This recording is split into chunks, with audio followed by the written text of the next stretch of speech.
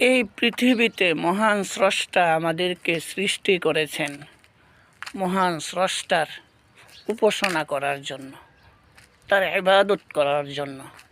মহান স্রষ্টা তার কোরআনে বলেন যে ওমা খালাকতুল জিন্না ওয়াল ইনসা ইল্লা লিয়াবুদুন, আমি জিন ও মানব জাতিকে কেবলমাত্র আমার ইবাদতের জন্যই সৃষ্টি করেছি।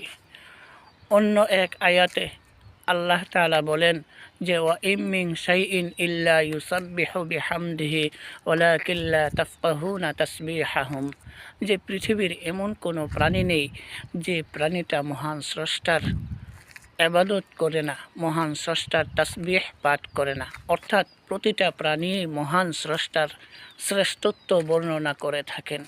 আমরা সেই মহান স্রষ্টারই সর্বশ্রেষ্ঠ প্রাণী।